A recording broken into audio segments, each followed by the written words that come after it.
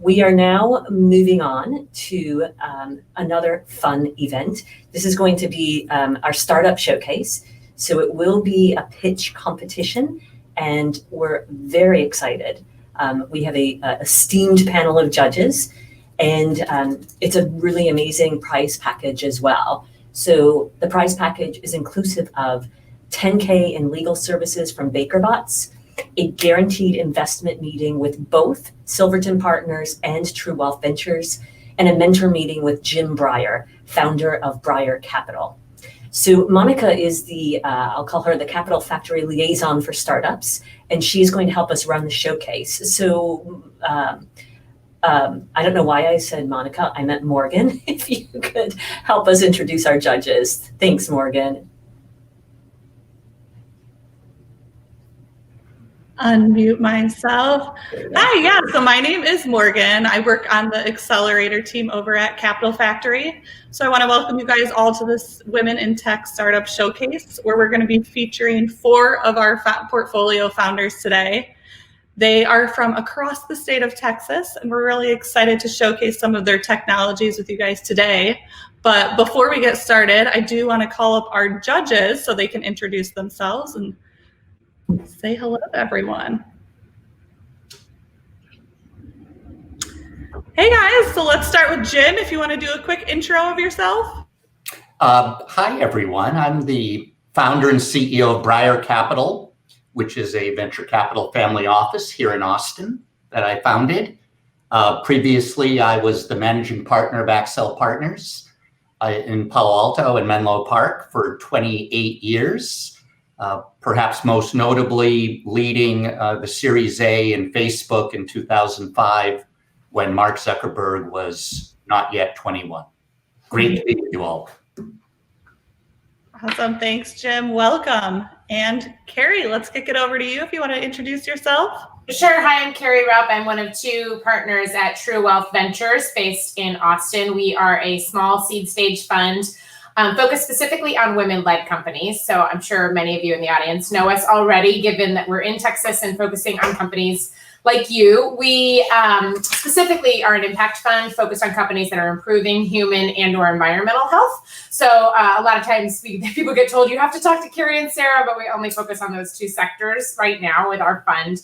But we spend a lot of time obviously trying to support women entrepreneurs around the state and more broadly. So excited to be here today. Awesome, welcome Carrie. And then last but not least, Molly, if you want to give yourself an intro. Sure. Hi everyone, I'm Molly Duckworth. I am a corporate lawyer with BakerBots here in Austin.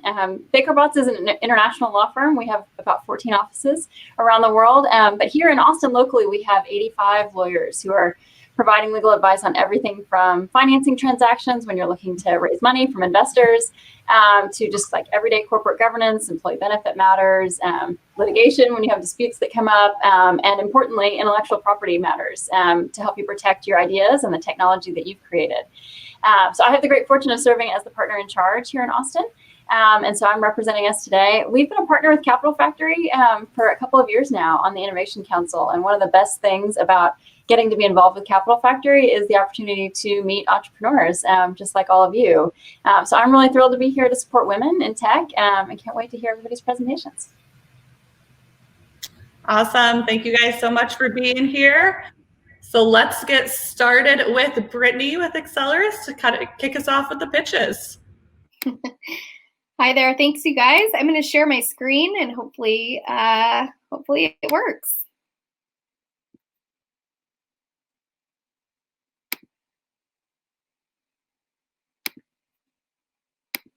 Okay. Is it coming through? Is that a thumbs up or no? Okay. Yep, I can see it. Okay. So hopefully you can hear me as well. I am Brittany Hill. I am the CEO and founder of a company called Accelerist.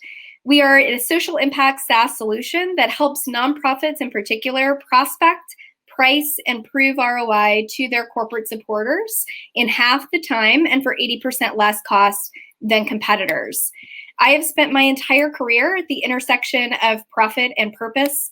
As a 15-year veteran, I formerly owned an award-winning social good consultancy that specialized in helping blue-chip nonprofits and Fortune 1000 companies work better together.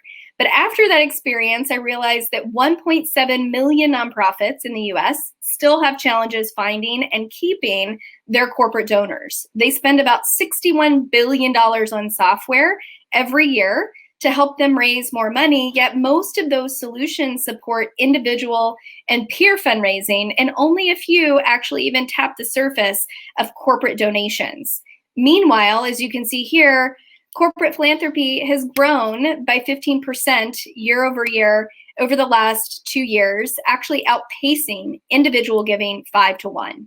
With a more competitive market and increasing pressure from investors like BlackRock and State Street, companies are required now to prove the return on investment that their impact investments are having, not only on the community, but on their bottom line.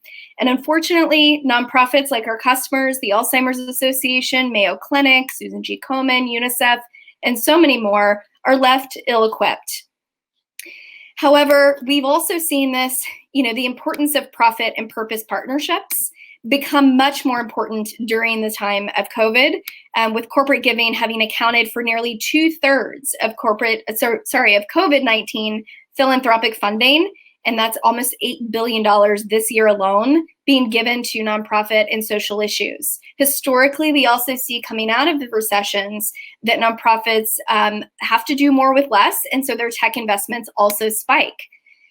With that being said, we know that we have proven traction. And over the last 4 years, you can see we've evolved into what we call a partnership intelligence platform. We have 3 products that are part of our platform. We help them find new partners, new qualified partners faster. We help them price opportunities so they understand how much they can command from corporate America. And since 85% of a nonprofit's portfolio is made up of recurring revenue, we help them measure the efficacy of their partnerships and prove the impact of those investments on the community, their constituents, and their bottom line. So with the help of a stellar team and stellar advisors that range from experts across social impact to tech to B2B experts, we've supported over 100 different enterprise customers. Over the course of the last few years, we have seen an increase in those funds raised for our nonprofit customers by 30% after they've gone through our system. We've witnessed this growth because we believe that the combination of our expertise, our custom IP that specifically addresses customer need, while also serving as this aggregate solution for all of the needs mentioned here for 80% less cost. You can see that we can accomplish a lot and can accomplish more for 80% less. Our average price per customer is $25,000, whereas a normal nonprofit would have to invest over $125,000 a year to accomplish what we can for them. Our customer acquisition costs are low. Our customer lifetime value is high at 2.5 years. And we've seen a lot of success in leveraging content marketing and our thought leadership. We do have a typical SaaS model. We closed last year at revenue at $1 million in revenue, and I'm happy to report as of last week alone, we just received a term sheet on our post-seed raise from a lead investor. So we've closed right now about $715,000 on our current post-seed raise at a $3.5 million pre-money. And that is on a total raise of about 1.2, although we might go ahead and roll that in, close that out early. We hope to double our customer base with this use of funds, support our R&D scale, continue to scale our sales team and our marketing to reach profitability over the next 12 months. We believe in what we're doing. We're extremely encouraged by our traction, and we're ready to scale to make an even greater impact on our world. Thank you so much.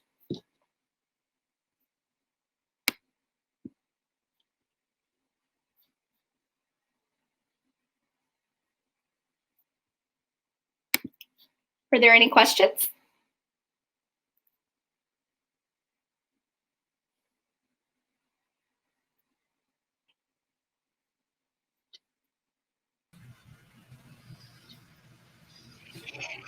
Oh, I can't hear anyone. There we go. Right. We're up. All right, let's kick it over to our judges for some Q&A. I can jump in. Hi, Brittany. This is Carrie. You mentioned that you're charging 80% less than what competitors charge, and I guess I must be a real capitalist because that triggers to me a question about whether or not you're leaving money on the table. So I thought it might be helpful. You could also roll into that answer, who the competitors are and how you're differentiating, but why you also feel like you need to be so much priced so much lower if you're not capturing all the value that you might be able to capture from your customers. Absolutely. We have received that feedback before. And so we are 80% less. Our current competitors in the market range from the Hoovers, Winmos, ZoomInfos of the world when it comes to intelligence and databases. But then we're also competing with the only other solutions in the marketplace, which are consultants and consultancies, which charge 6 figures sometimes or more to do the same job that we can. So we are, in some instances, that first tech solution that, as we all know, creates extreme cost efficiency in the space, which is why we can charge so much less. We do think that we have a little room for growth, maybe in terms of increasing pricing over the next couple of years once we can scale and resume adoption or continue adoption. We do scale all of our price points based off of the annual contributions and revenue of the organization so that it is economical. So our price points range from $4,500 a year for an annual membership to $45,000 a year. And that's where our average price is coming at about 25. Brittany, could you tell us a little more about how you segment your customer base? You have a list of terrific names, Mayo Clinic, Cornell, others. Are there certain pockets of nonprofits that you feel are more amenable to what you're doing than others as you segment the market and get more focused on very specific segments? Yeah, so we currently support, we call enterprise nonprofits or qualify that at anyone raising $20 million or more per year. We see a sweet spot at about 50 to 100 is the revenue because they have a legitimate corporate portfolio already that really both of our areas of our platform can speak to.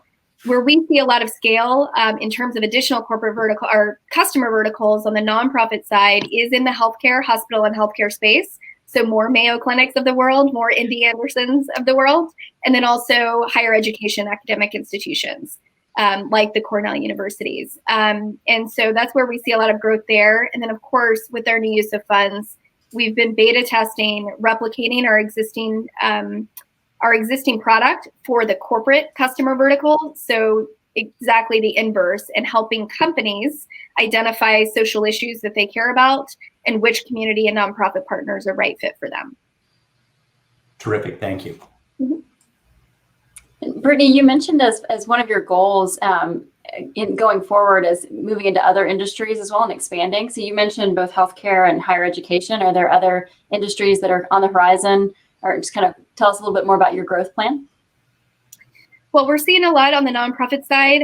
What's been really interesting with COVID is while a lot of federated nonprofits that we work with, and by that we mean chapter-based, so the Commons, the Boys and Girls Clubs, the Big Brothers, have laid off 60% in some cases of their workforce.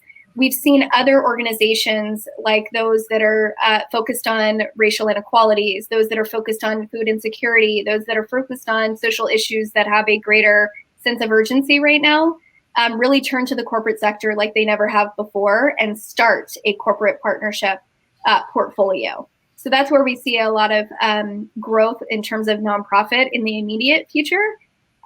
But what we really focused on in 2021 is building out, again, that corporate vertical. So right now, our primary customer is the nonprofit. We're looking to sort of mid-market customers that we've been beta testing with brands like Harry's, 7 for All Mankind, Burger King, Popeyes, that mid-market kind of company that really needs to redefine what they stand for or define what they stand for so they can be a purpose-driven brand.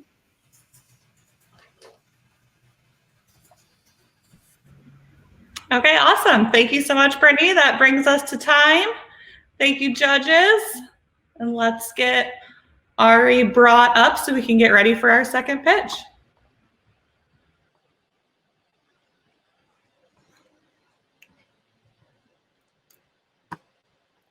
Awesome, Morgan. Thank you so much. Can you see my screen now? All right, looks like we've got it. Fantastic. Thank you all so much. It's such a treat to be with you all here today. My name is Ari Palmer, and I'm the co-founder and CEO of TaxTaker. We're headquartered right here in Austin, Texas, and we help startups apply for and secure the government's #1 non-dilutive funding program for innovative companies, the Research and Development Tax Credit. R&D tax credits are our government's way of rewarding companies with tax relief for their development efforts so that they can continue to hire, grow, and scale. And while businesses nationwide claim upwards of $12 billion annually, it's actually estimated that over 90% of eligible companies miss out on their share.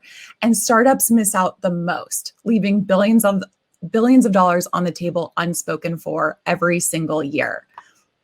So with the fundraising climate uncertain as ever, especially for early stage companies, it's a challenge to secure funding and fuel business growth. And startups, they just need all the resources that they can get. So alternative funding has really skyrocketed, and though we know that startups still are overlooked and grossly underserved. So most of us also don't get into business thinking about our accounting, let alone our taxes. But that ends up costing businesses a ton of money, and we think that's a problem. So that's why TaxTaker matters, because most likely your startup could be leaving a lot of money on the ground, and we have a product that turns that waste into recurring revenue. So at TaxTaker, we identify, apply, and secure R&D funding for early stage through growth stage companies. And if you're thinking, I'm hearing tax, but I don't pay taxes, you're not alone. But I urge you to think again. This program actually allows for unprofitable or pre-revenue companies to use this funding as a payroll offset, effectively boosting cash flow, by over 6% every year. So how can we possibly do this? So when we engage with a startup founder, they spend about an hour in total to provide us with financial and project information. And in turn, we turn around an average first year refund of $43,000. It's no small change and a fairly simple process to go through once we identify just the key pieces of information that we need to gather from the company. Our business model is very simple, and it's zero risk for the startup. We work completely on a success-based fee model. We only charge 15% of the findings if we successfully deliver, and if we don't, you owe nothing. Since launching just a year ago, we've successfully processed over 100 claims and proudly secured over $5 billion back to startups' pockets. We attribute most of our customer acquisition success to partnering with accelerators like Capital Factory, GAN, Techstars, as well as VC and accounting partners across the country. We did not expect for the pandemic to be a catalyst for so many companies looking for government funding, but nevertheless, here we are. And so that really was a catalyst for our own huge growth spike. And we're really happy that we can help support businesses more than ever during these times. We're actually on track to do 500% year-over-year growth. Because of this, we recently raised a seed round. We oversubscribed 500,000 to 750,000 so that we could go ahead and execute on our product roadmap and better serve our client savings initiatives. We recently rolled out a supplemental state offering and several integrations that are already part of our customers' tech stack so that we can further speed up the process and identify additional savings. So our plan really is to be your one-stop shop for all things business savings, but we really need your help to educate the market and build a megaphone around this opportunity. So my ask for you today is, if you are a startup, you invest in startups, work with startups, or just know a startup, we want to meet you. We have a special link for Austin Startup Week attendees, so you can check with us to see what you might be leaving on the table. And so it's your money. Come take it with TaxTaker. Thank you. Cool. Thank you, Ari. All right, judges, we have you up. I think we're waiting on Molly. There we are. Cool. Carrie. We lost Ari. Ari, I have a quick clarifying question, which, and then I have another question if that's a fast answer. But when you said at the beginning of an onboarding with a startup, you spend about an hour gathering all this data. Is that actually like a consulting services kind of thing, or is it them on the data platform? So how much of it is a services model versus a product model? Yeah, so it's a mix of a services and a platform. We right now, to date, we've always spoken with the startup prior to them being onboarded onto the platform. That typically takes 10 minutes to do. So that's kind of the services component. And then they go through an automated experience, kind of like that of a TurboTax, but they do have some hand holding along the way with our CPAs and engineers, which we found that they like to be able to call upon a human if needed. But as far as information gathering and connecting the data, that's all through our software platform. Okay, and when you talked about integrations, that could be, for example, downloading info from their accounting system so they don't have to manually re-enter it, et cetera. That's right, exactly. So that's going into QBO, Xero. Also, we're launching new payroll integrations like their Gusto. That's also going to be able to allow us to have a more real-time kind of tracking of where their credit's going to land. Great. Okay. I have other questions, but I'll let the other judges jump in for a second. Ari, terrific presentation. Question, as the startups grow, what kind of relationship do you anticipate having with the startups, the boards, as they continue to grow over the next couple of years? Yeah, so we really want to grow with the company. Our team is, I didn't actually get that much time to talk about our team, but all of us have been actually R&D tax credit nerds for the last decade plus. And we found that we're able to get stickiness really with these startups as they grow, especially since once we work with them once, it gets easier every year to kind of come back and do a re-up of their findings. And we fit really nicely with the boards and their accountants as they grow too, because we play nicely in the sandbox. We're really kind of just this one item for them. You're long. Thank you. Yeah. And so picking up on, I guess, the point about it being, just this once, but you start with the R&D tax credit. Can you tell us a little bit more about kind of what are the areas for growth, and do you have competitors? What does the competitive landscape look like for taking those next steps? Yeah, sure. So we're really excited about the other savings opportunities that we can present to these companies. We're seeing a big push through economic development departments, as well as other types of grants, both public and private. And we start to see those trends already that we're already putting to our clients' attention manually. So we're really excited to be able to offer that in application.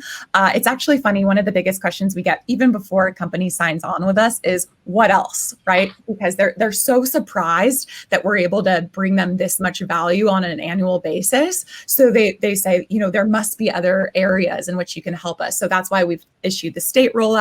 And then we've been identifying kind of these other savings opportunities by locality, region, industry, size of company, et cetera. Awesome. Thanks, Ari. And then Carrie, you had mentioned you had another question if you want to So I think their channels obviously make a lot of sense. And as a VC fund, I could see offering this to my companies, but I'm worried about how you get scale beyond those channels, especially in terms of repeated engagement. I'll remember to mention it today to them, but maybe next year when I bring on new portfolio companies, I may forget. So what are your thoughts around how you're going to do acquisition, customer acquisition at scale? Yeah, absolutely. So we're definitely going to have dedicated kind of account type managers for those strategic partnerships. But we really found that our customers can be our biggest advocates and biggest mouthpieces. No startups, no other startups. They're communicating in these Slack channels through their portfolio companies. These accelerators are constantly putting, educational resources and events.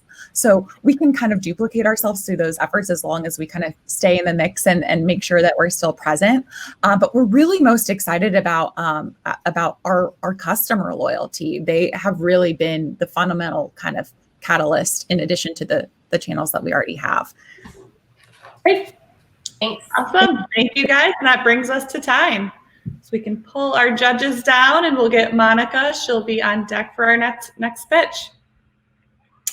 Hi, Monica. Oh, you're muted. Want to unmute yourself? Perfect. Okay, so should I go ahead and share the screen? Yeah, share your screen. And if you could turn The audio might be a little bit low. Maybe that's on my end. Sorry, it's hard to use a new.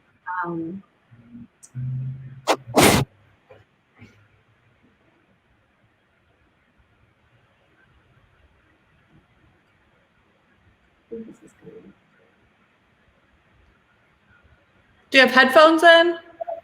No, are you still having? Is it still having hear me? Yeah, that's much louder. Perfect. And I see your deck. So let's bring that on. Okay. All set. All right. Well, hello, I'm Monica Landers. I'm founder and CEO of StoryFit. So it used to be that movie studios and networks and any kind of show producers would spend millions on a show, and then they put it in front of an audience to get feedback, and then they spend millions more to fix it. But these traditional methods just aren't working anymore. There's so much change going on with the industry right now, and so the old methods aren't cost effective, and frankly, they're not always right. So now with StoryFit, we have a way to give them this information before they spend all this money. And that's because we've delivered an entirely new data set. So if you can imagine in other industries, you don't come up with new data sets, right? This is data that you expect. It's all ways of managing. But these companies have never had data on their most crucial and important asset, which is their IP. So we're now able to measure everything that makes a story a story. So we measure items like the genre and the pacing, the intensity, the emotion. We know information about the characters, and we can tie that all to future audience success. So why does this matter? Right now in the industry, it's huge growth. 2020 is a bit crazy, but if we just take the numbers from 2017 to 2019, these large media companies have more than doubled their annual content spend.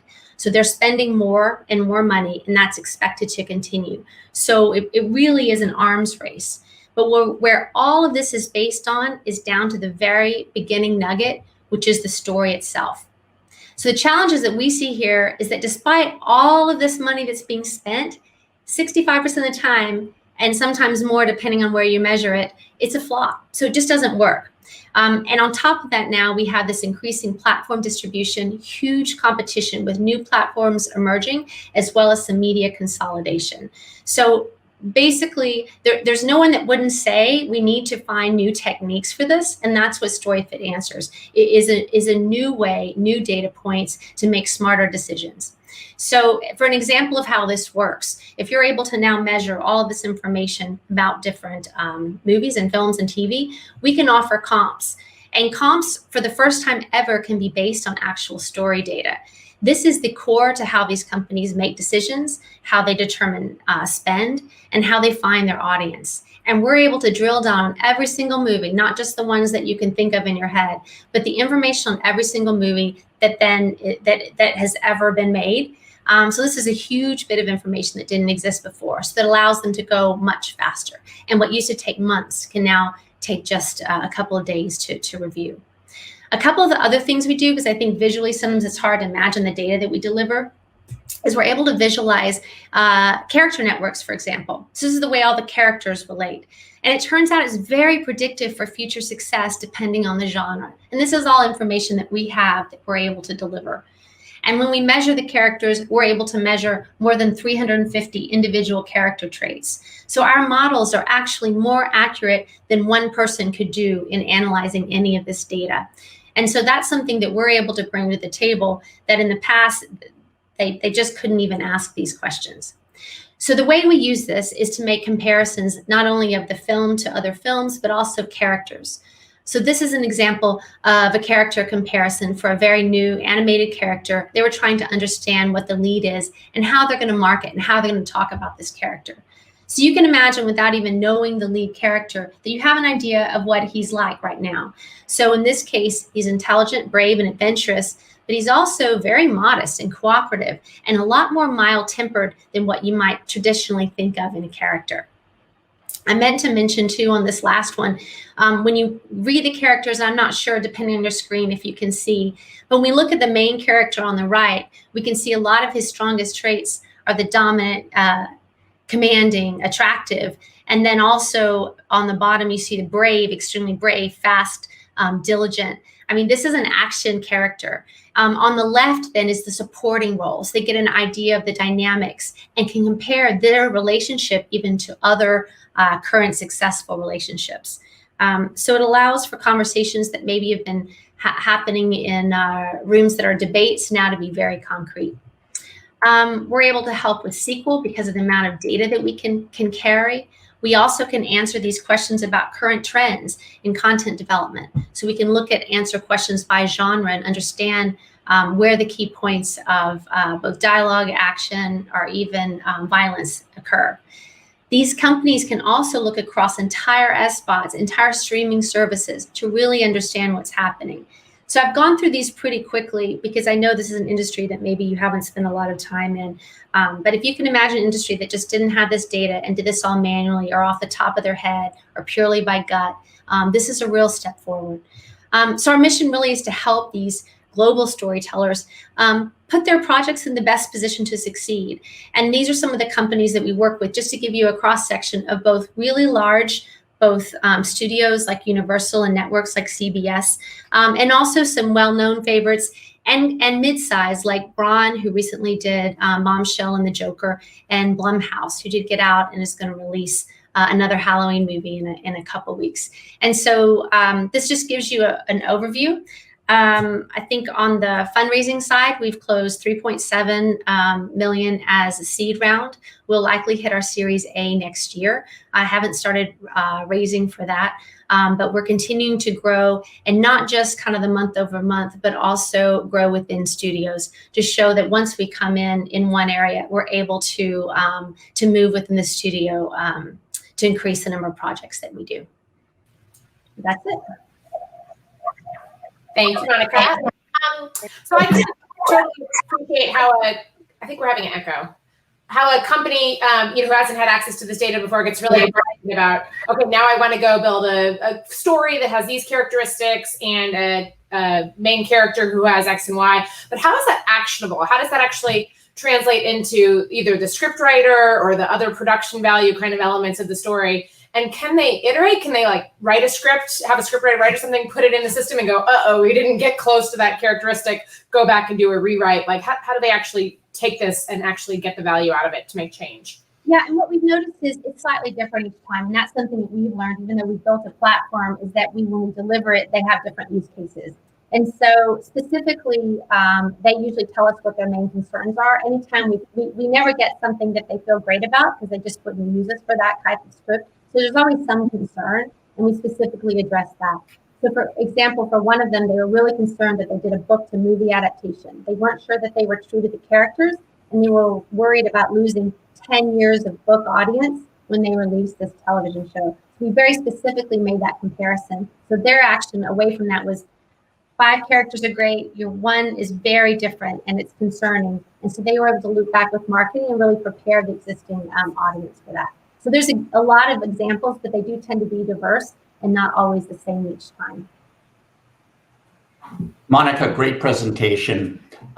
Having been on the film side as an investor board member at Marvel Entertainment and Legendary and 21st Century Fox, I've always been perplexed why there aren't more technology companies that find ways to penetrate the studios. Mm-hmm. And so it's something different today, or is that very long, complicated sales cycle still in place? It's definitely a long, complicated sales cycle. We purposely started with the larger companies because we think that's going to build the credibility, but it definitely is long. I think it's a little bit easier because they're scared to death right now, right? This is really intense, this competition, and they know they need to move fast. So I'd say even in the last couple of years, the conversation is easier. Every so often we run into someone who just says, data's, I won't work with technology, but I am seeing that less and less. And most companies that we talk to are fairly open. I mean, I can count it on one hand of groups that have absolutely said, we don't want to use technology, period. And I think that's going to be shrinking. So But you do understand. So I would probably discuss it with you differently, because that's definitely kind of the broad description of it all. Thank you. Yeah. And thank you, Monica. I thought this was fascinating, and I'm really curious, not being super involved in this industry. How do you, like, is there some sort of industry standard, or how do you measure things like setting and tone, and like, so that all seems very subjective. And so when you're kind of presenting your data, what is that kind of based against? So there are lots of types of data, and some is very concrete, like you said, and actually setting is easier to be concrete. We also measure elements like violence, language. I always think of the sex, drugs, and rock and roll measurement to try and give them indications. And we're just very accurate. Like, we're able to predict the MPAA. So part of it is just we have to deliver one and let them see that it's accurate. I think that's the biggest thing that we've done, is figured out how to measure that, because each time it's different. It's not like you're taking a ruler to every single different trait. Like, pacing has many different elements that are included in it. We're fairly transparent with the studios of how we do that. Not the how, but what it's made up of, so that they can, believe us and work with us. But I think that's one of the hardest things to do. And when we talk to studios who've kind of tried this in-house, they're the best to talk to, because they say, this is hard. And when we started working with Amazon Studios, they just thought, surely this exists somewhere. And we had to talk to group after group of even data scientists, and they would just say, oh no, this is hard. Like, we don't do this. And so I think that's where we're captured right now. We really are in the lead. And I think, to Jim's point, the challenge is us to get in there and for studios to get comfortable in working with us, which is a big step. Thank you.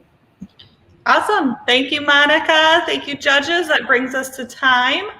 So we'll say goodbye to our judges for now, and we're going to get Tony up here for our last but not least, our last pitch of the day. So if you want to bring up your deck. There, can you see that? Yes, perfect. Well, I am thrilled to be here. Capital Factory, thank you so much. And I'm really impressed with the 3 other companies that I just listened to. So this is awesome.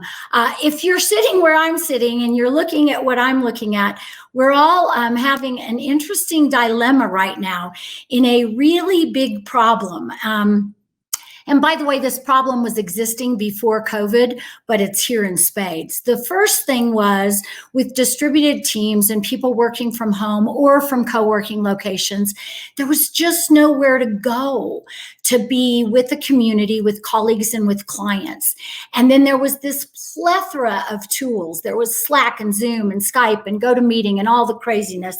And we are suffering from what is now very fondly being called Zoom fatigue. In fact, it's real. And how weird is it that we're at Austin Startup Venture Week, and here we are doing this all remotely from our other offices. So I think the best way to show you what we're doing is to take you to my office. We've got now virtual real estate. Prop tech is hot. So I log in, and when I log in, I'm immediately taken to my office. First thing I do is I pull up what we fondly call our heads-up display. And on our heads-up display, I see my colleagues across the office itself. One click of a button, and I'm on full video. And not only am I on full video, but I'm moving my video around, I'm making it bigger. I walk down the hall, and I'm immediately in a very different place with my colleague, Chris. Click of a button on video, and you can see that I have now transported myself from my office into Chris's office. And Chris, hey, welcome. Maybe you could do a quick share screen with me. Now, I am in Colorado somewhere. My colleagues around here have got red circles. That's because their doors are locked. And with the click of a button, I can lock my door. Chris is sharing his screen. I can go full screen on the screen he's sharing. I can escape out of that. I can make Chris bigger. I can move him around the screen. And then if I wanted, I could go down the hall and have a water cooler conversation in the cafe.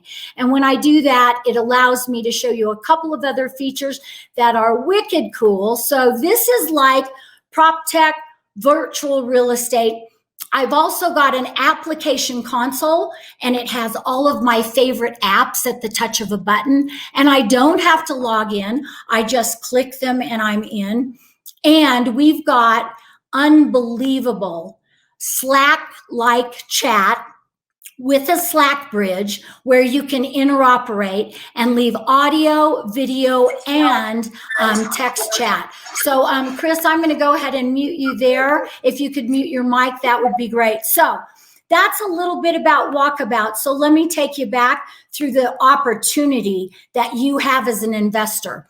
Now, pre-COVID, this was a ginormous investment opportunity with about $185 billion getting spent in unified communication platforms and video conferencing and team collaboration. But guess what? Post-COVID, I don't think anybody has even been able to size it. And we're on a roll. So we were doing well in ramping distributed teams pre-COVID, but now we've got over 60 clients, over 2,000 users.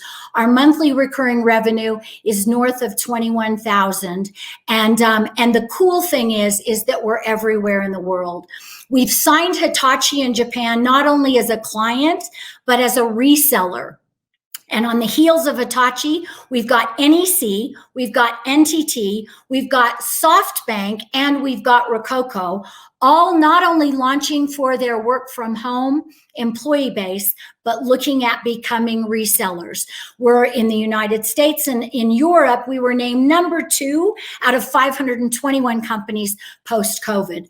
Our executive team is second to none. This is the 6th startup that I've run, and I fell in love with the platform because it is outstanding in being able to manage businesses and organizations and even schools across the globe. Co-founder and CTO are second to none with multiple startups under their belt. Our pricing, as you might imagine, is very simple. Software as a service. And we think we're priced right in this market for both augmenting and replacing tools and technology that are out there and living with the Zooms of the world, the Microsoft Teams of the world, and coexisting with real estate where the new norm will be hybrid, both coming to the office and maybe never coming to the office again. A SaaS model becomes very, very profitable. And we believe in the next 12 months, we're going to be a $3 million company and growing off of that. We're in our 2nd capital raise. We raised $1.25 million to date. And by the way, about 600,000 of that has been since May. We're super excited about this round.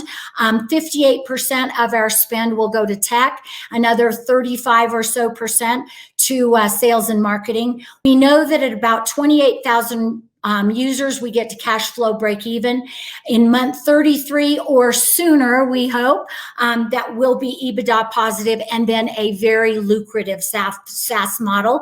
And so I hope that you'll consider investing. Awesome. Thank you, Tony. Passion shows through as always. I love it. Yeah, and it was actually great to see the live demo. A lot of times that's risky, but I thought it was really helpful here to really see the ease of use of navigating the office. I'd love to understand, I'm going to steal Jim's question from earlier because I think it's really relevant here, how you segment the market, as you think about which companies are your targets, and maybe tie into that answer just the competitive differentiation specifically because of the needs of that segment.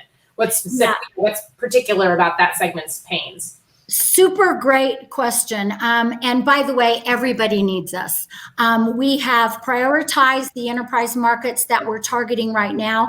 And we believe enterprise is the right way to do this to get to scale and to get to profitability. But then we will be doing self-service in SMB as a market. We believe call centers are huge. Imagine being able to see your work at home agents and be able to be up close and personal.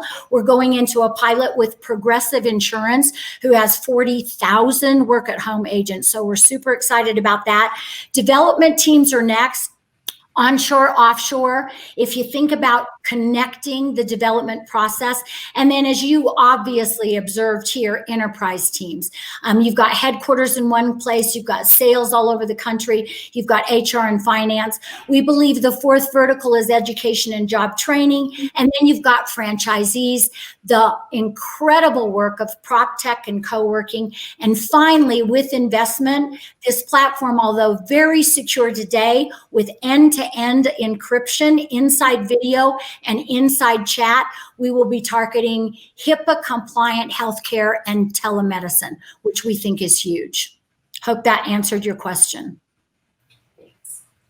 Tony, great job. The disparate customer sets and size of organizations, of course, can be challenging. When you think about partnerships, whether it's Slack, whether it's Zoom, Microsoft, we could go on and on, prop tech, technology companies, how do you think about what partnerships you might need from a distribution and product standpoint, given your global aspirations? Yeah, that's a super great question. So number one, the cool thing is we can put with the touch of a button, Zoom in the room, Teams in the room, and we've done that. So we think we are an unbelievable source for going to an auditorium and coexisting with those tools. We've also adapted a Slack bridge, and in our Slack bridge, we mirror our Slack channel in our chat channel. So I think your question is awesome, and we are a platform to play in that's really, really elegant. We believe in a go-to-market strategy that the right thing to do is to co-brand and offer white label, just like we've done with Hitachi. So we think that that's an unbelievable strategy, as some of these companies, and by the way, we've got probably 4 or 5 right now reseller platforms where they're white labeling and taking this to market within their vertical. Thank you. Yeah, thank you. Great question. Well, this is super interesting and really timely, obviously, to get kicked off right before everyone decides they have to work remotely. Right. So as you think about, I think you've mentioned some of these, but as if there's an organization that already has things up and running, like a Microsoft Teams or similar, something like that, kind of what are the additional add-on functionalities that really push people to want to integrate and add your service as well, or to replace an existing service?